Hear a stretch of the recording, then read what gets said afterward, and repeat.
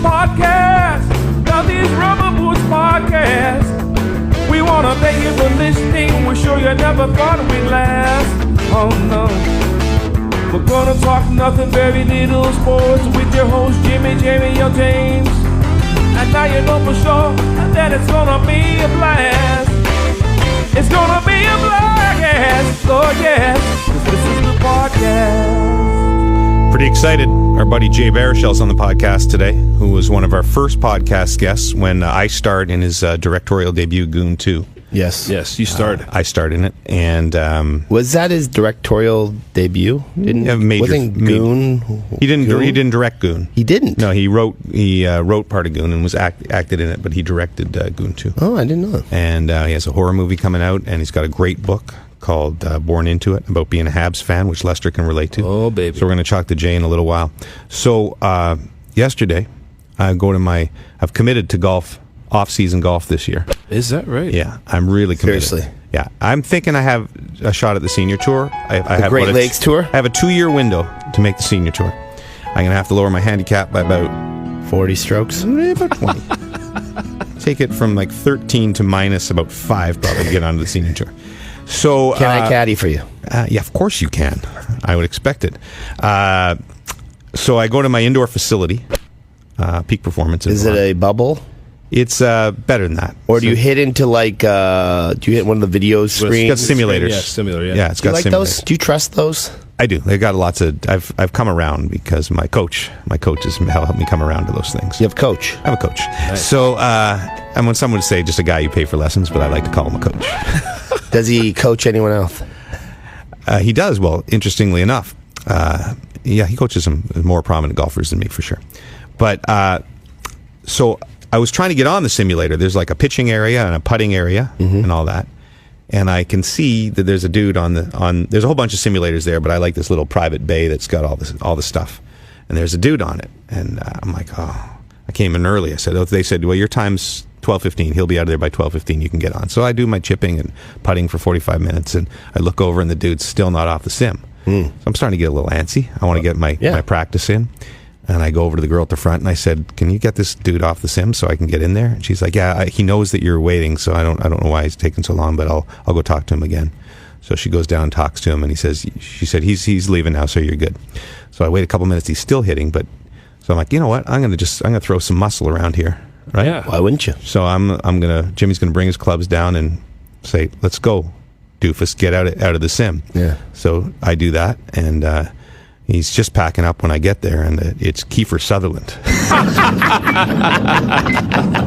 And so I'm about to go, yo, bro, give me this. And Jack freaking Bauer! It's Jack Bauer! So I was cool. You know, I've met celebrities before. Well, but he could not have been nicer. Then he's like, hey, listen, man, I'm really sorry. I took an extra few minutes there. I just... I was on a break. He's filming Designated Survivor. Yeah. Still that. And so I guess he whips over between scenes. Nice. And shoots. You know, and I found out afterwards that my coach is also his coach. oh, nice. So, Okay. so we're now... Jimmy's going golfing kind of with golf Kiefer. buddies. Nice. So did you invite him to We the talked course? about the game a little bit. I think, I don't want to be one of these guys. I think he recognized because he's like, oh, hey, how's it going, man? Good to see you again. Even though I've never seen him, I don't think, before. Yeah. I don't think. So I think, there was a little TV recognition. That's probably something you'd say to somebody you don't know who they are. Hey, good to see you. Yeah, probably.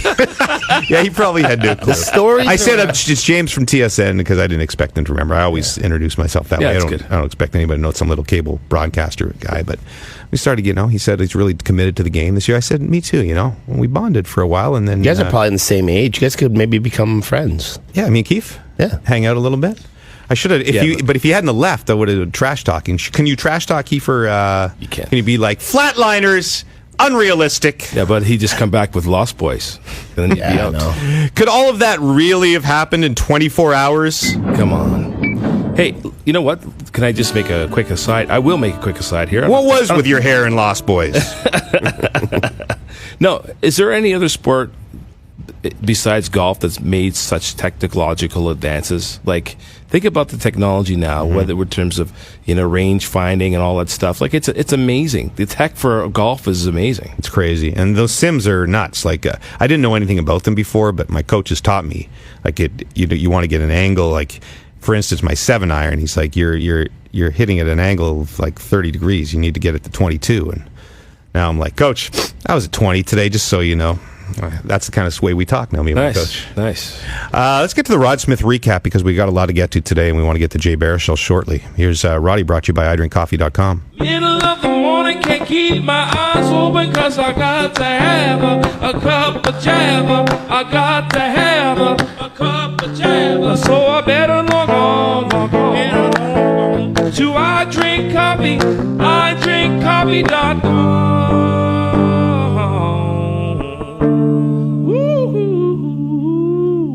iDrinkCoffee.com. On episode 10 of the podcast, Duthie showed us just how dependent on technology he's become. Alexa, stay here. Try to hold the elevator for me. Alexa, grab the Nexus cards. Alexa, get to Lester's penis right away. Meanwhile, Lester was in the holiday spirit after finding yet another former love interest on social media. He's on Grindr? The wonder of Christmas, man. As the pod went on, it became evident that something happened to Puffy's memory during Grey Cup week. Stephen Harper right behind us. I was showing a lot of nipple. There was a Parliament Hill guy who was trying to get in. Rod and Shinetti analyzing the entire situation. Breaking it down. I honestly don't remember this at all. But in the end, it was Roddy who stirred up a little trouble. Mrs. Claus, what's going on here? What is this? No, who is this? nothing. Rod Smith. What does it? He's nobody, What is darling. he saying? The same time and place as last year, and Look, Roddy isn't sure if Santa's real or not. But whoever that guy was, he seemed to be displaying what Duthie referred to as Big dick envy. That is very close. I'm very impressed with it. It's actually big dick energy. I don't need the definition, kiddo. Roddy coined the term. Till next week, kids. Nice. Big dick That is energy. Oh, Has that that. made it into your vernacular this week? It's going to. Yeah. I'm going to really start being aggressive with it. We do a panel tonight, Leafs game. It's Tuesday night You as gotta we drop tape Big this. D. BDE BDE, tonight. not Big I'm E. going to do it right before the quiz. Nice. And you have to support me and say, Oh, yeah. all right, bring that big BDE. One other thing following from the Roddy recap about, you heard about Alexa in there. I had a note from one of our faithful Rubber Boots podcast listeners that I guess a lot of people listen to the pod on Alexa, like through their through their system at home or Yeah. whatever. And Alexa will play music, and so apparently whenever we say Alexa right now, it interrupts them listening to the pod because Alexa will answer. And them. so this right now is really messing them up. Right. So if we say, Alexa, make it damn ass cold in the house, we're going to screw somebody really badly. Because this is Jay Versh, or John Allen is his name, and he told me that Puffy changed the temperature on his thermostat because he said, Alexa, change the temperature, and it did. So you're impacting the lives wow. of people. Wow. Alexa, send money to Christoph now. Transit code 5. No. So apologies to everyone who listens to our pod on Alexa. Alexa, play the pod in the middle of the night when everyone's sleeping. That's when it would be best.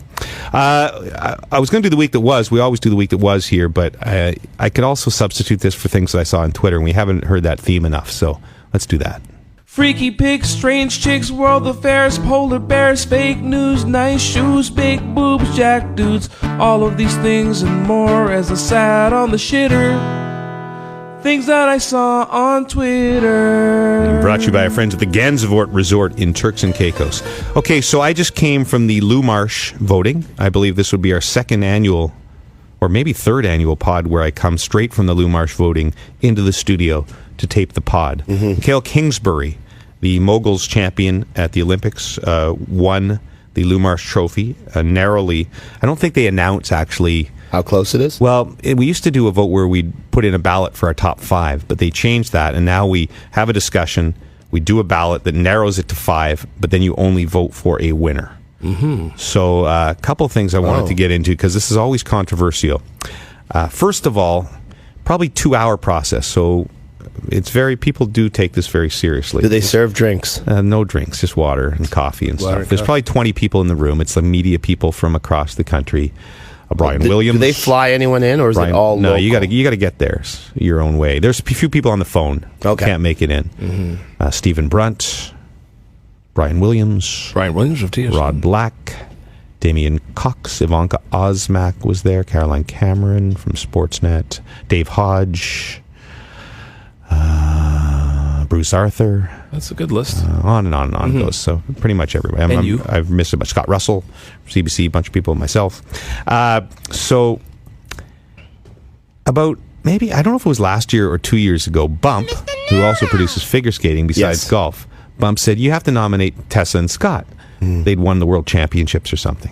So Jimmy comes into the big Lou Marsh meeting and says, I'd like to nominate Tessa and Scott. Yeah. And everybody laughs at Jimmy. Says, you can't nominate two people. It's an individual award. So at that point I said, well, I vote for Tessa then. And she won. So then everybody shows up this year. Yep. And all of them want to include Tessa and Scott. And so the first hour of the debate was, should Tessa and Scott be the Lou Marsh Trophy winner now, of did athlete the people of the year? who mocked you 2 years ago, did you take their names and call them out? No, I don't remember. And I'm probably over-exaggerating the mockery. I was just dismissed very quickly. See, I would have held that on for 2 years. I held a little bit of a grudge because even though I feel, Tessa and Scott, if they were eligible, that would probably be my vote because they were fantastic and I love those two.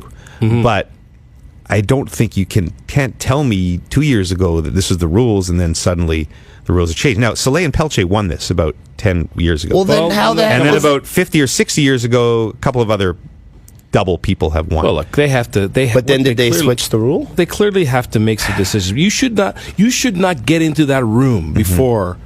Well, here's the problem. The people on the board and such change. So in this case, there's 4 people from the Toronto Star who meet and sort of set the regulations, and they said from the beginning that they are not good. They announced the first announcement of the meeting. Damian Cox was chairing the meeting and said, you cannot vote for Tessa and Scott. And there was a big, long, prolonged argument with many people in the room saying, let's have a vote right now and change it. And they said, no, these are the rules right now. If we want to talk about changing it next year, we can, but we're not going to do it at this late. And I was on their side because I said, look, it's a Toronto Star Award. They set the award. They set the rules. And if you told me last year, then you can't tell me this year, even though Soleil and Pelche won 11 years ago. So it's kind of silly, but I don't want to... I'm not going to talk down about the group because everyone's just passionately arguing for what they believe is right. I personally think Tess and Scott are a team. They should have 2 awards, and they do, CP Awards Team of the Year. But maybe we should split the Lou Marsh and say, okay, Lou Marsh Individual Year, Lou Marsh Team of the Year. So the Blue Jays could win 1 year, or whoever it may be. I like that idea. But it should be an individual. I voted for Brooke Henderson, and I felt quite strongly that Brooke Henderson should win the Lou Marsh Trophy this year. She was edged by Mikhail Kingsbury, who, the argument for Kingsbury is that he won the gold medal. He won basically every World Cup. He's clearly the number 1 mogul skier in the world. If he's not going to win it now, he was brought up in years before, and they said, yeah, but he's never won an Olympics. So they said, now he won his Olympics, so how's he ever going to win? So he won. I believe we don't know the results of the vote. I don't think they released that. It was a really close vote. Personally, I have no problem with him winning, but I think Brooke Henderson, to me, I think you have to take the people of Canada into consideration here. And I think the 2 most special moments in Canadian sport this year were Tess and Scott and Brooke Henderson winning that in Canada. Right? And so... moguls, incredible sport, incredible performance, but I don't know. I think it should matter, the prominence of the sport, don't you think? What would be your vote? I would have definitely voted for Brooke. Same here. And I think the interesting thing, and listen, let's not kid ourselves. Politics always enters the conversation here. But having said that, given what's gone on this year with women in the world, period, I mean, I think that, quite frankly, given her performance, I think they've missed an opportunity to continue to elevate women. I felt that was part of it, too. Women have won a lot of these awards. I don't think they've been shunned in any way, but I'm with you. And one of the arguments against Brooke was that they said, okay, she's not the best in the world. She's ranked 9th or whatever, even though the rankings are screwed. She's really, probably the 3rd or 4th best women's golfer in the world. She was 2nd in the overall point standings this year.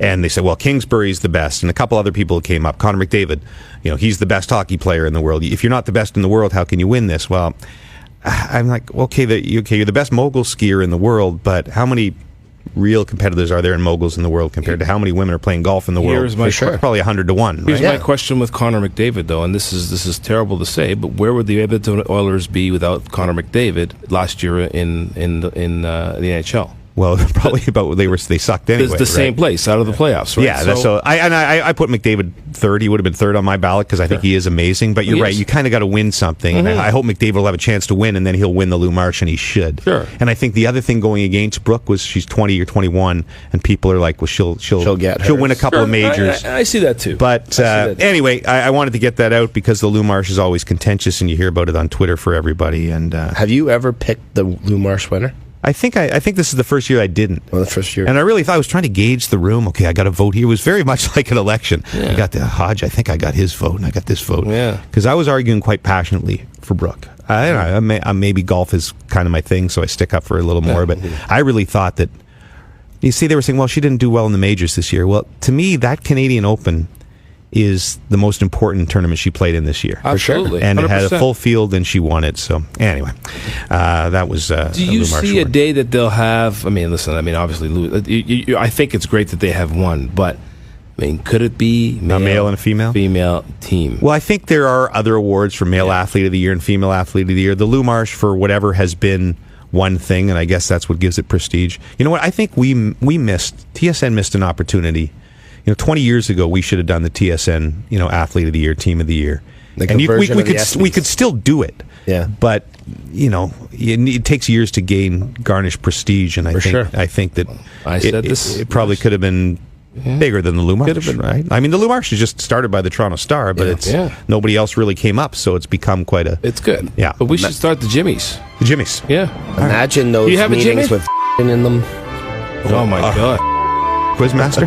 Quizmaster. Those would last for weeks. I believe that is the first time we've ever mentioned him by name. So you want to let's start right now then? We should beat that out, eh? The Jimmies? The Jimmies. What would the categories be?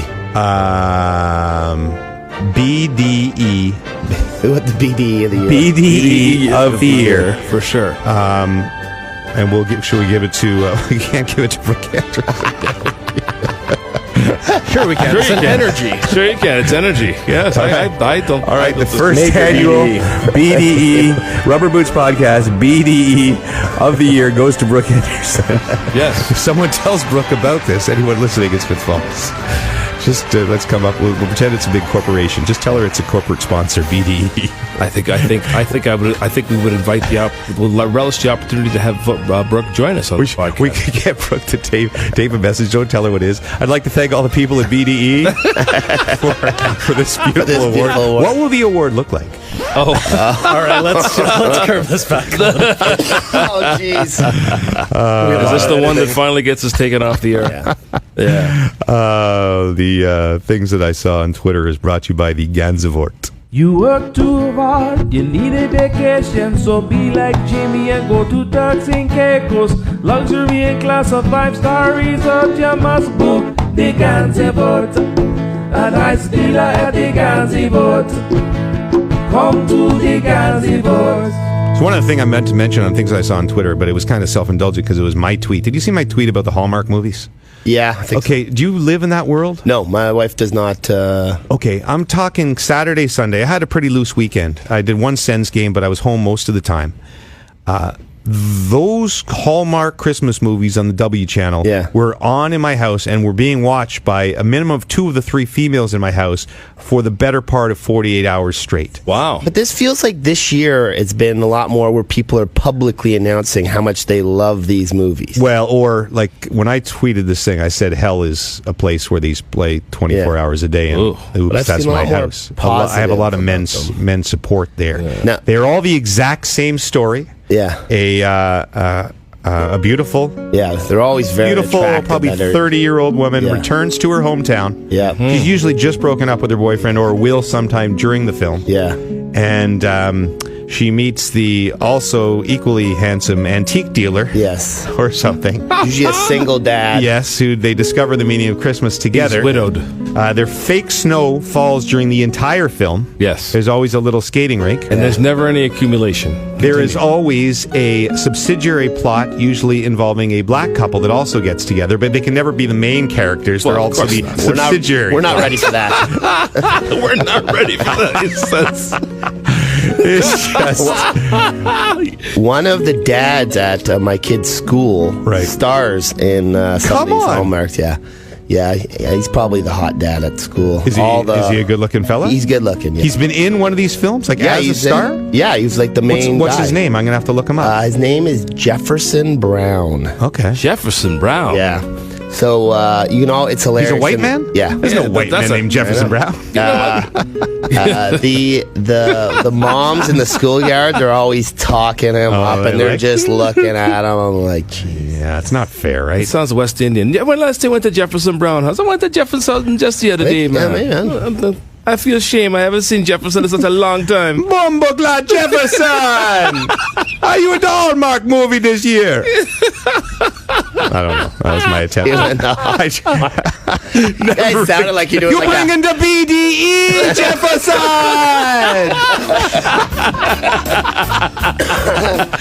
It's like we're down in the Cayman Islands listening to this local sitcom. Maybe we should have Imagine you with that accent. What That'd about be having fantastic. Jefferson Brown on the pod? That'd be great. To talk about the Hallmark So films. I can talk to him. You don't want to tell you, I don't want to talk to him. No, exactly. Jefferson gets enough attention. Exactly. The ladies just love him. Of course. They're just all there, Puffy, just talking away. Didn't you play an attractive man in a movie? I did. That was in a short there you film. go. Don't sell your story. Toronto Film Festival. What was your character was called? Attractive man. Attractive man. Yeah. But if Jefferson Brown was in it, he would be would've- more attractive man. He would have beat me. Hey, you know what's exciting? The Untuckit shirts. My boys have ordered their Untuckit shirts. Yes. Yes, we did. I think it was Lester, or was it Lester who had the garrulous gray relaxed? No, that's no. that's stuff. No, that might be me. Oh, that was you. Yeah, I went gray. I have. Lester went the Carter with red. Yes, I did. Slim fit. Yes, indeed. Regular And slim fit. Stoff went for the Ruyi. How do you spell? How do you say that? Ruyilly. Ruyilly. You're asking. the wrong Ruyilly guy. orange and navy regular fit. Yeah, my wife picked the toughest one to say. Yeah. I, after asking you guys for your orders, Yes. because our great friends at Untuckit, I guess they listened to us last week, and they said, hey, we want to get you these by Christmas, if we can. amazing. I have not had a chance to order, but there's a wide selection. Oh, Very much so. I get 3, by the way. You guys only get 1. That's part of the contract. But I have to give 2 of mine to Jeff O'Neill, apparently. money. Maybe, should we decide what shirt Jeff Yes. gets? One. on Yeah. this? Yeah. Let's get Yeah. him the most, outrageous. He'll look good. No, He's- Jeff can pull them off. Yeah, you can pull off anything. Anyway, Untuckit is your place to go for the best shirts that are out there this Christmas time for your loved one. It's never a good look when you untuck a long, bulky dress shirt, is it, Puff? It's not for me. That's why Untuckit makes shirts specifically designed to be worn untucked. I had issues at the Grey Cup with my dress shirts are a little too short, and so I got up one time to, I think, shake hands with the commissioner. Oh, no. And I had the half untuck, half tuck through my terrible. coat. He did mention that to me when I saw him. It was Terrible. awful, and so I'm going to have to get my Untuckits and wear them on the air. Go to untuckit.com, check out all the new fall arrivals just in time for Christmas. Use the promo code RubberBoots, and you can get 20% off your purchase. The promo code is RubberBoots. Let's play that. If there was a video that was made to Lester's Untuckit theme, Oh, yeah. the star of that video, without a doubt, Jefferson Brown. Absolutely. The moment I saw her, I knew it was on. Her eyes danced just as much as her smile. She looked me up and down and studied every move. And as she drew near enough, she said, I like your shirt. And I said, thanks, babe. It's an Untuckit. Untuckit. Cool, relaxed, comfortable. There's definitely big dick energy coming out of that. Fun stuff. You know, if we were working earlier in the season on our screenplay, and we just let that get maybe away. we should write a Hallmark Christmas film. Sure. Then, but maybe stir it up. See, I would cast somebody like Jay Baruchel as my lead, just to mix it up. He'd be, he's the offbeat heroic character. Yes. And I don't know if it's going to play as well, though. The ladies like the fantasy, right? They want the Jefferson Brown. Fine. I'll play the lead. Okay. You'd be the secondary story. But my wife, she buys into this. What do you mean buys into it? She's like, why don't you ever do that to me? They takes her skating and gives her a ring on the rink as the snow is falling down. Brooksy, let's go skating, she'd tell you to take a lap. She'd say, get the hell lost. I'm going to sit here in my housecoat and I'm going to watch my Hallmark movie, so get lost, Buster. Do you think she's ever thought about a Hallmark character while making the love to you? Yes. I think she's actually said it out loud. Oh, Jefferson, James. She says it out loud. The lovely antique store you have here. You should do some role playing. Honey, before you finish, could you put on a scarf and get some of that fake snow to fall in here? Oh God, they're so terrible. Seriously, they're terrible. But I'd really like to know what the ratings are. They're very. Oh, they do. Obviously, they do well. I don't know. I think if you it's one go of by those my things. Twitter responses of the males and the females that watch these things all the time, if I'm do we own the W Network? Because I don't want to get lambasted. I don't know if we do. No, I don't think so. Okay, when the W Network came around, whenever it was, 30 years ago, 20 years ago, I believe that its point was to bring women's issues to the forefront. Yeah. That's how they got their license from the CRTC. Would be to we're going to have shows about women and the advancement of women and women's culture, and all they do is show these freaking Hallmark movies. This is how a man will save your Christmas. Exactly. 8 million times over and over again. They just eat it up, Screw you, though, Hallmark. Oh my gosh, it is. Thankfully, my daughters don't really have the bug. They'll watch, but they're like, Mom, come on, Uncle already. Well, cue the serious Lester music here, but I'm going to say that the reason that these movies are so popular is people are looking for something now in life, They're looking for stuff. Jeez. I'm telling you. You're saying Brooksy needs a little bit of romance in her life. What are you saying she's missing? I'm just saying people are looking for love more so now than ever. I think Brooksy might be in our world of all confusions and lies. Have an itch she might need scratching around Christmas time. Don't have a Christmas party and a mistletoe. I gotta admit, though, these guys, they're always wearing the entire movie. They're wearing the nice sweater with probably the untucked shirt underneath, the collar hanging out, and the beautiful Hugo Boss jacket with the scarf, and their hair is meticulous. And I'm sitting next to her on the couch wearing my shorts and wool socks and running shoes and a tank top or something with a. I'm gonna go have a bath, James. Hey, let's get to our very popular new Puckpedia segment. Let me tell you about Puckpedia, stats, contracts, and caps. It's all there for you. One-stop shop for your hockey information. It's a new sensation, so log on. If you get the puck, go to Puckpedia.com. Puckpedia.com is the ultimate source for hockey fans and pros, all sorts of salary cap info, contracts, basic, advanced stats. It's Puckpedia.com. Just so you know how dominant Lester's been on the pod as of late, putting in A1 performances, not just with his songs, but with the material he brings every week. But Lester did his two truths, one lie last week. Yes. And then I sent a note to you guys on our group chat saying somebody else has got to bring it this week. Lester's like, I got it again. He was going to bring 3 more you said, facts and lies. It's unbelievable. You said, I want one from each of you. So I said, okay, fine. Hey, listen, I want to make sure I'm prepared because who's going to get fired next? Probably me, right? Probably. Yeah, you probably will be. Jefferson Brown will take your spot on the podcast. And he'll be like, hi, guys. Why don't you come over to my little coffee shop at the end of my small town, and I'll get you a marshmallow hot chocolate and make love to you in the back room. There'll be ladies lined up it's cold outside. It's cold outside, baby. Hey, baby, it's cold outside has been banned from the radio or something. Apparently Apparently, if you read the lyrics, there's reasons behind it. Okay, but the song's been around since the 40s or whatever. Come on. It's There's a lot of things, James. We're trying to clean it up. Could you search the lyrics for "Baby It's Cold Outside"? Because I want to see that. Well, I think might not come up on my phone. Ridiculous. Okay, so let's. Stoff It is a great song. Stoff is going to do his 2 truths, 1 lie. Okay, and then then we can talk about the lyrics for "Baby It's Cold Outside." Stoff, I'm so fascinated. If you say as one of your things that you've been in a Hallmark Christmas movie, I'm going to say truth. That's a definite truth. Go. Alrighty, Jeffrey Brown has nothing on me. Scenario number 1. I once drove home from work with no pants on, had to get gas, where I was approached by a police officer, but still managed not to get a ticket. Okay. Scenario number 2. I once found out a coworker was actually a murderer by watching a documentary on TV. Scenario number 3. I was once detained at an airport as a person of interest for over 6 hours. Wow, that is really that's good. Like really good. Okay, let's go through this. The no pants thing, very similar to one I had. I think you could pull that. I could see Stoffy runs a busy life. He's up early in the morning doing the morning show. He produces our pod. He produces the Jay and Dan pod. I could see him driving pantsless.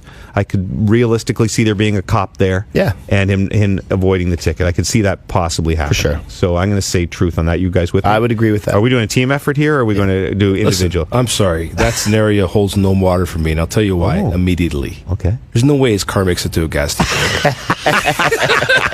It has broken down. It got towed to the gas station 18 times over the history of the pod. Lester solves the puzzle. Detained at an airport, held for 6 hours. I think that's fair. Like, you can get detained at airports pretty easily these days. Yeah, but why? 6 hours, and why would he be detained for? And why me? Maybe Yes, for the drugs. exactly. They thought he's Look, into the drugs. murderer thing sounds like the lie, because who have we worked with? He works with Landsberg every morning. I could see Landsberg as a murderer. He works with us. Yeah, I mean, it's fair. You could. I think that's pretty realistic that you could See a murderer on a that's somebody you used to work with. So maybe it was like summer camp. You're working. Oh, you're watching Dateline. Yeah. And Mark Milliere, before he became president of TSN, murdered a young camper at a teen camp in the Muskoka. He eluded police for 30 years. I'm gonna say the murder thing is the lie. You? I'm gonna say that the detained. No, that's going to be the murder thing. Because, the detained one is going to be true. I'm actually going to stick to my guns and say number 1. Oh. Why don't you have pants on? Come on. Come on. All right, Stoff. Reveal. Well, when I drove home, it was actually from a job where I used to paint fences, and when my pants got really dirty, I decided to take them off to drive home. I did have to get gas. I didn't put them back on. A cop came by, explained what happened, and sheepishly got back in my car. You said to the cop, BDE. Read about it. Big energy. That's it. Okay, so I lost. Yes, Lester is out. Now. Getting tense in here. I was detained at an airport for 6 hours. That did not happen. Oh! Who would detain me? Come on. So, at a previous job where I worked, there was a guy working with us, and one night someone told me to turn on, I actually believe it was the Women's Network, and they had a show called Crimes of Passion. Right.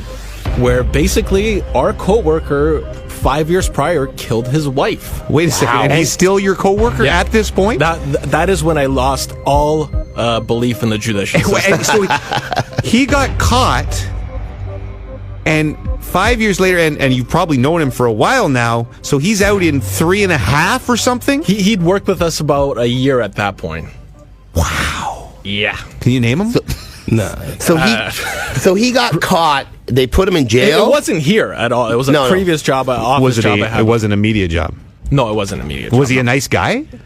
Besides the whole murder thing? He was a little odd, but you would have never, thought murderer. You didn't think he had that in him. So he obviously pled for manslaughter, passion moment or whatever, and got it. Well, that's what it was. It was a crime of passion. That's what the whole series, I guess, revolved around. But it was him narrating it, and then they had someone else acting it out. So it was the most he was mind-blowing on board thing with ever. let's talk about this. I don't know if this wasn't even like a part of his settlement or something. I don't know. Wow. You have to do reality shows?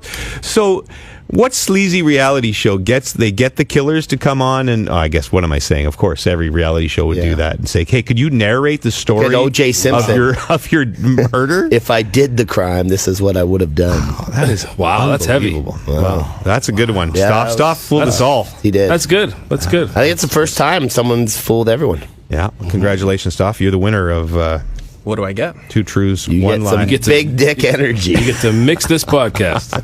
Yes. All right, baby, it's cold outside. Okay. Yeah. Well, you I go really there. can't stay. Baby, it's cold outside. I've got to go away. Baby, it's cold outside. This evening has been so very nice. I'll hold your hands. They're just like ice. My mother will start to worry. Beautiful. What's your hurry? Okay. So this is the guy, obviously. Well, no, yeah, the girl says my mother would start to worry. Beautiful. What's your hurry? Father will be pacing the floor. Listen to the fireplace roar. So I'd better scurry.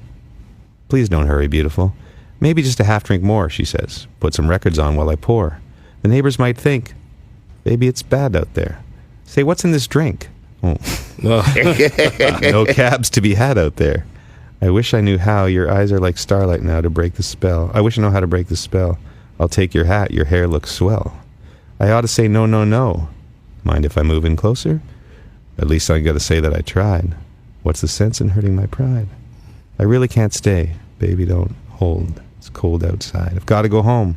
Baby, you'll freeze out there. Lend me your coat. It's up to your knees out there. You've really been grand. Thrill when you touch my hand. Why don't you see? How can you do this thing to me?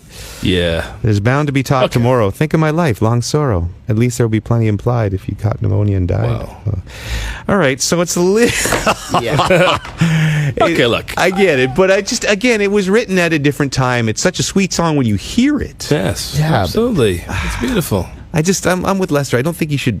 You can't look. Here's my thing. don't know. You can't revise history. You just can't. Don't get me wrong. I understand what people are saying, but to ban the song, come on. And it's That's silly. it's an innocent song. Like they're not.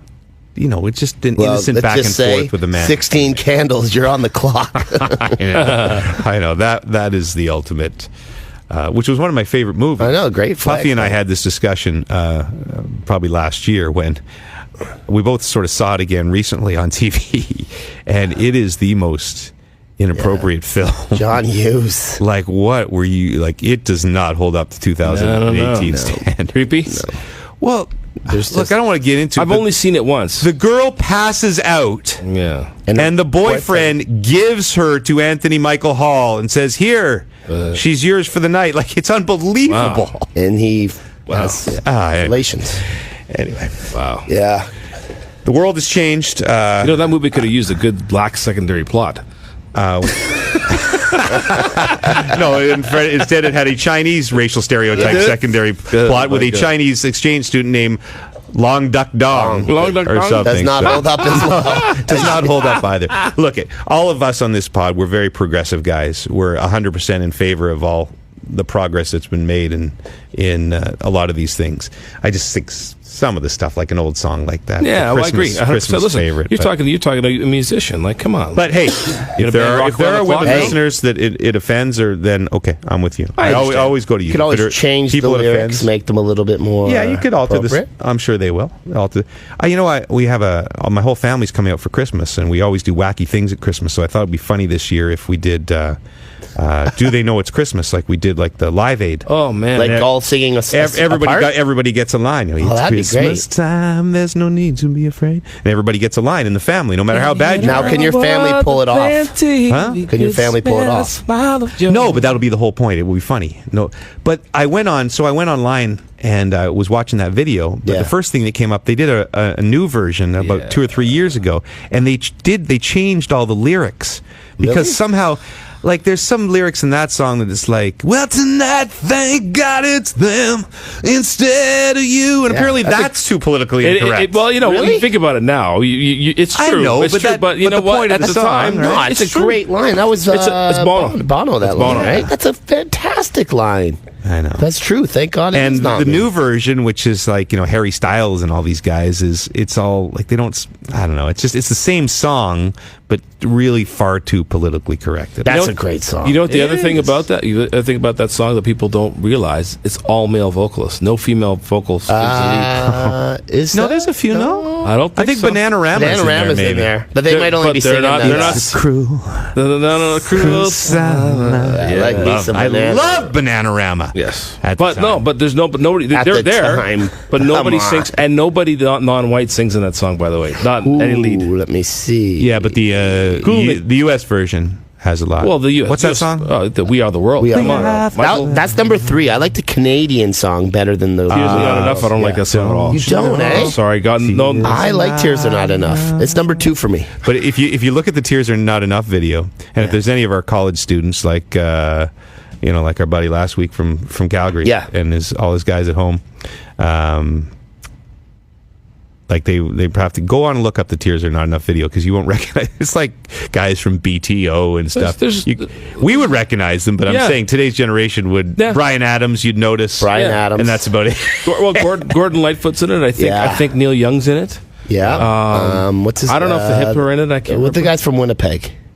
Guess who? Yeah. Guess who? Yeah, they're in there. Bachman, Turner, Bachman. Anyway, I agree with you. I think that was a great song. Yeah, that's number 2. But do they know it's Christmas? That's number 1. Oh, yeah. Should we do our own version right now? Alternate lines on I one? don't know if I know the lyrics. Well, what if you guys are good singers. If I call up the lyrics now? No, let's do it next week. Yeah. I'll give you a week next to look week's at Christmas pod. Yeah. So, and I'm gonna have my Christmas song next week too. Now are we doing? We're all giving gifts next week. Okay, so next week we'll exchange gifts. Do we draw one of each other's? Maybe we do the Secret Santa. Draw a name. We're all going to give each other Untuckit shirts. Let's say that we exchange gifts, but you can't purchase anything. It has to come from the building. Oh, okay. Okay, That so it has awesome. to be That's a good. present from within the building. Within the building. And we'll draw names as soon as we get off the air here. Or do you want to just do it publicly so we know each other's? Let's do well. All right, I'm going to do it right now. Okay, right? fine. So I'm going to draw. I'm going to. Can we have eggnog next week? Stoff. What are your names again? Puff, Lester, Jimmy. Well, you don't need me. Why? Because okay, you need me. The second one. You got to be in there, of course. And Jimmy. So I'm not sure how this is going to work. it's going to work. All right. All right. This is the way I'm going to do it. So first is going to be Jimmy. Can't really read the names on there. So I'm going to put it together, and Jimmy's going to get his gift for Stoff. So now I'm going to put Stoff out. Okay. Stoff is going to buy for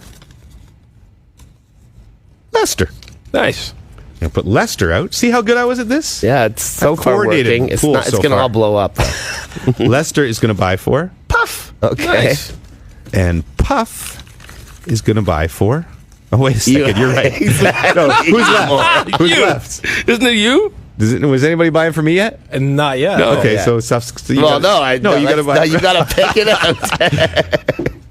Well, you got to buy for Stoff, but that doesn't work. So I love it. You got to buy. No, so you got to buy for me. Okay. I'm buying for Stoff. All right. Well, there's no buying. It's stolen gifts. Yeah, from stolen inside the gifts. building. Stolen Stolen gifts. things from the building. So you have to steal something from the building. And you can't get, like, I was thinking I could get Natasha to bake something for you, but you can't do that. You have to have an item that comes from within the building. But if she's baked something already, you can snatch it and give it to someone. Now, like, Lester has access to the 4th floor where they have all the goodies, like a TSN hat. Can we get those? Is that available? Listen, let's take that out of the mix. You got to Okay, get so something. It's got to be no swag. It can't be swag. But someone swag. can't give it to you. You have to steal it from them. Well, you don't have to steal it. You have to steal it from the building.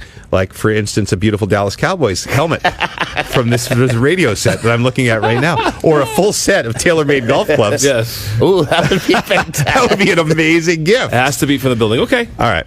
Is Jay on the line? Here he is, our good buddy Jay Baruchel. How you doing, pal? I'm very well, thank you. How are you, James? I'm well. We're not alone like we were the first time you did the pod. I think we were it might have been like episode 3 or 4 of the pod. And remember, we were in this dungy little Yes. intimate room where you were basically on my lap? Yeah, and I try to not let it all go to my head, but I'm only human.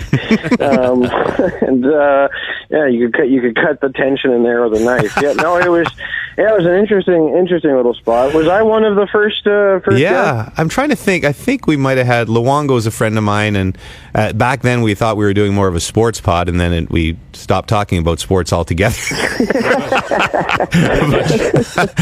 But I think you were the first. Yeah, you were the first couple. I should say that the regulars on my pod, Puffy and Lester, who is our resident musician and also a big Habs fan, are with me as well as Stoff, the producer. So they may throw in a question. Hi, gang.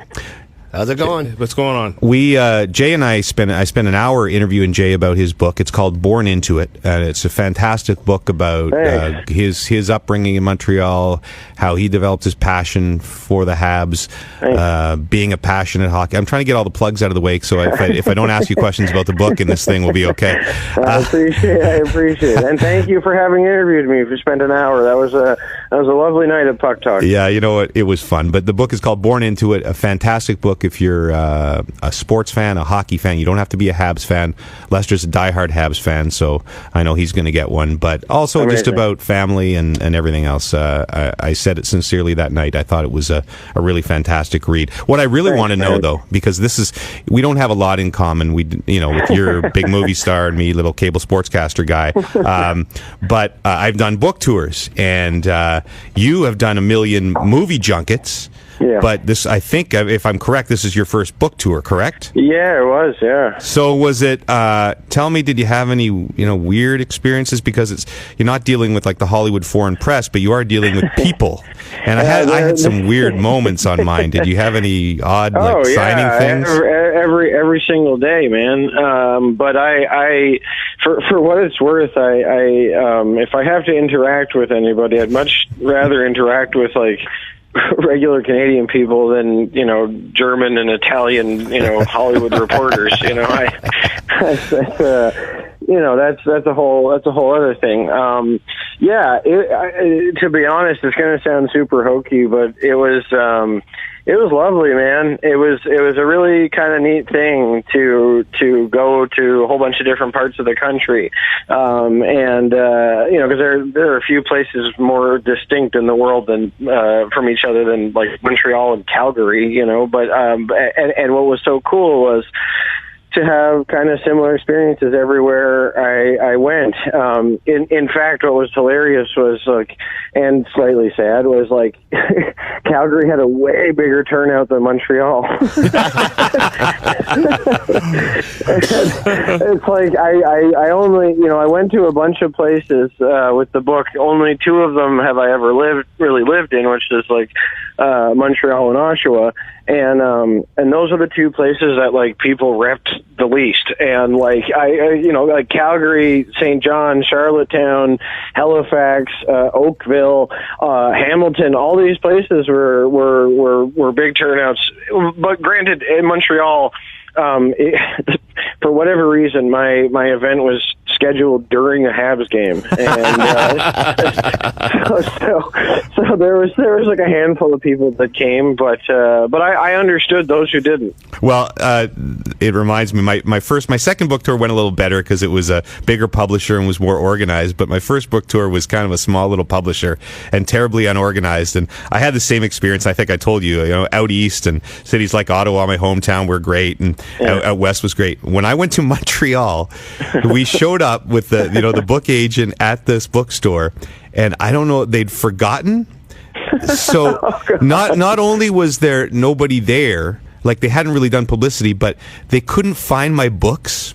So we sat out, they had the little chair, and the manager went running around in the back and was trying to find my boxes of books, and finally found a box of books. And I was literally, they had no staff, so I was taking the books out of the box and putting them on the table. Yeah, it was one of the more embarrassing moments of my life. Yeah, so man. Montreal is not the best for book tours, clearly.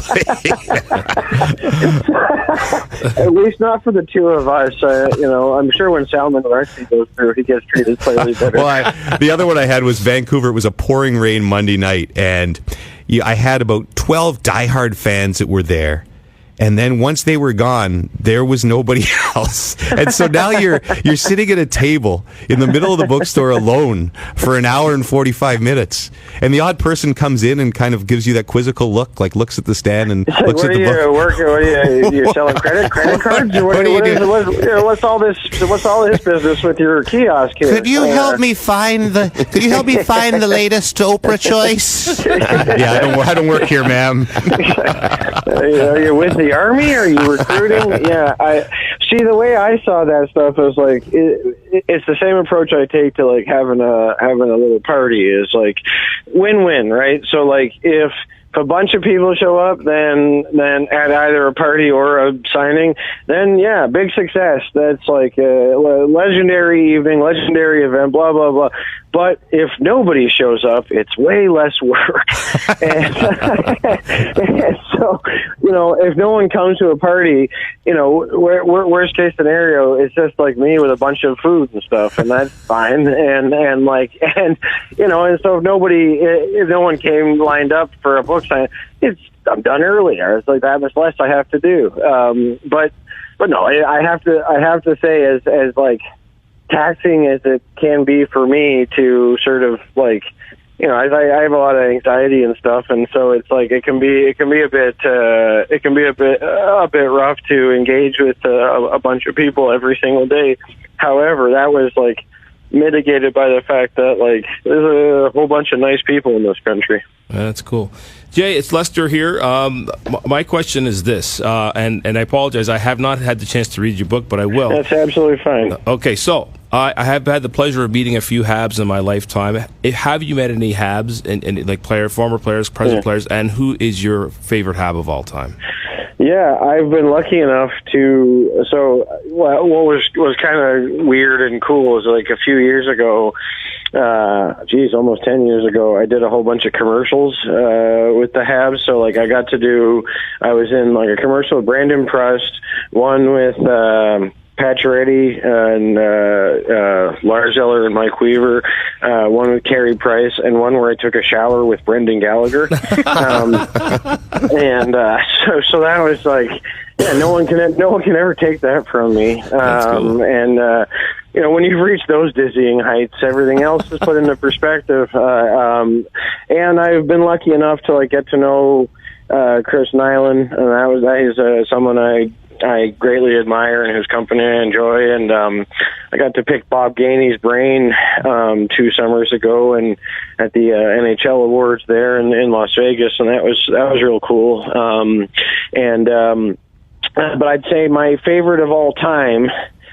It's hard. I'd have to say Patrick Law, but very close behind him would have to be Saku Koivu. Okay. Wow. Yeah, who did so much. I'm not going to let the Gallagher thing slide by, though. Wait a second. Now, so you've done this, like, were you wearing those, those Hollywood naked scene or half naked scene where you just wear the skin tone gaunch thing, or what? He is. I'm fully clothed wearing like a vintage Montreal Canadiens jacket of some sort. It's going to come as a huge surprise. They were far more interested in seeing him naked than me. Have you ever had to wear one of those? I'm trying to think. I've always told you she's out of my league. She's out of my league. It's one of my favorite movies. There's a little bit of sex in there, right? It's horrible. Yeah. So that's not my arse though. You had an arse double? Seriously? Yes, I did. I've had 2 in my career. Nice. That movie, and what was the other one? Oh, geez, what's so depressing? I can't even remember. But I've had to do it. I've had to do it twice. On Man Seeking Woman. Yeah, on a TV show, Man Seeking Woman. I had a butt double. It's a really. So I was talking before about win-win. This is lose-lose. This is like Kobayashi Maru here because basically they go, do you want to have your ass on camera? And if you're a reasonable person, you're like, well, no, that's counterintuitive to every instinct I have. And then I'm like, okay, cool. We respect that because we respect you and your right to privacy. Now here, approve a bunch of asses. Here, do you get to pick your ass? Look at this! Look at this iPhone. I'm going to show you a series of men's asses, naked men's asses, and you pick the one you think is the closest to yours, which is then real weird because I can't speak for you guys. I haven't put or that much thought into or analyzed what my ass looks like all that much. So I picked the one that had the least amount of ingrown hairs, and See, I thought as an artist you would want this has to be my ass. It has to be authentic. That's where your first mistake was assuming I'm an artist. Certainly not when it comes time to having my ass on camera. I haven't had to wear one of those god awful dick sock things, thankfully. Obviously, with the career I've had, there's not a tremendous amount. There hasn't been a great clamor for that to happen. However, it does sometimes. It's still and it surprises me every time. I just I'm very old fashioned about that kind of stuff, and I'm like I've got family out there, and they don't need to have that. Their lives are not improved by that footage. See, that's where we're different, because it's been my dream to wear a dick sock at some point, and I was disappointed that there was no place in Goon 2 for that to happen. Well, we don't live in a dictatorship. You can do whatever you want at home, James. Nobody's told. The Queen protects your right to do whatever you want. I wonder if you can buy those on Amazon. I am almost sure, if not Amazon, some other site accessible via Tor browser on the dark web. Yes, because I think that's one thing we should do for the pod before the end of the year is do a pic with everybody wearing the dick socks. That's true. That would be something. Yeah, should is a funny choice of words. So, Jay, I wanted to be able to plug anything else you're working on. You and I talked about your horror movie. Your directing is is it fair to say your true passion over being an actor now, and something you'd like to do more of? And you have a horror film coming out next year. Tell us about it. Yeah, actually just 20 minutes ago got finished doing a screening of it. Because we're editing it here in my basement at my house, at our house in the beaches.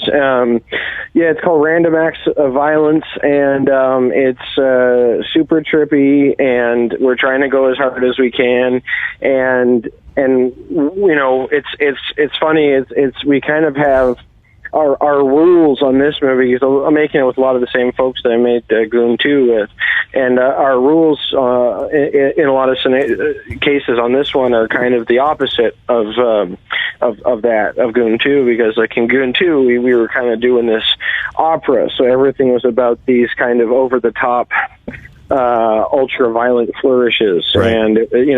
And this, we are trying our best for our violence to be every bit as hard as that, but in a real kind of clumsy, authentic, weird way. And so, something you'll notice in a lot of sort of crummy horror movies is a big lumbering character who's in control of everything, who sort of methodically kills a bunch of people that you're not remotely sympathetic towards.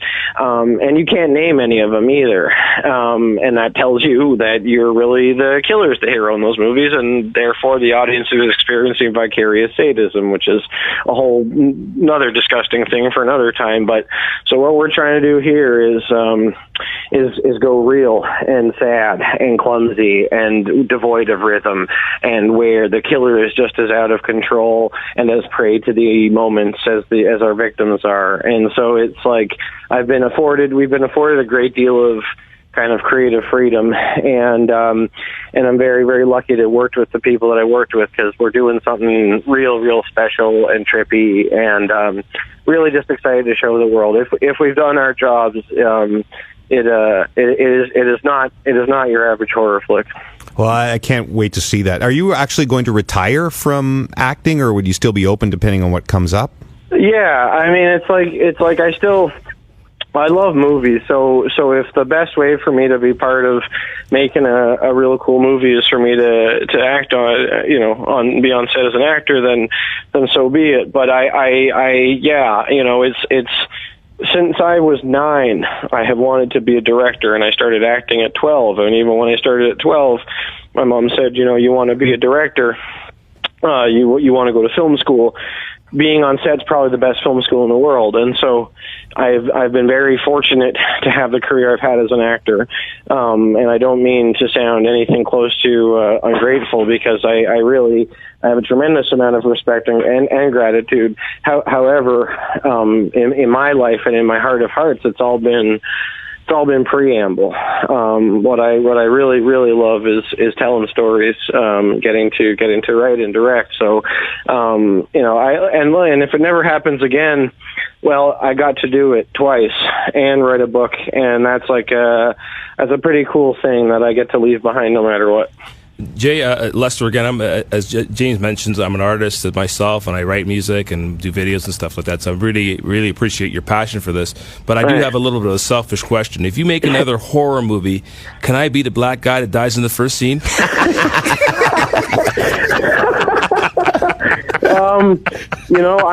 I'm sure I'll rue the day I agreed to this, but yes, 100. Yeah, you heard it here, folks. And failing that, I'll make you the guy that really would survive in combat, but who for some reason gets killed in the first 20 minutes so that an inferior white man can survive. Exactly. It'll be one of those two things, whichever comes first. Awesome, buddy. I won't keep you too long. I know you're probably sick of doing the tours and the questions, and you want to get back to doing what you do, which is making great movies and writing great books. So, Christoph, my producer, has told me that dick socks are available on Amazon for $11.99. Go figure, they're cheap.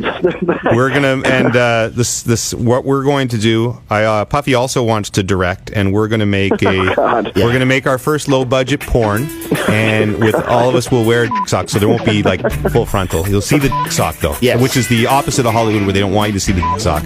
And we're going to call it How to Train Your Dragon 4. Oh, for sake. And take all of you need to sit upside down at the sports center desk.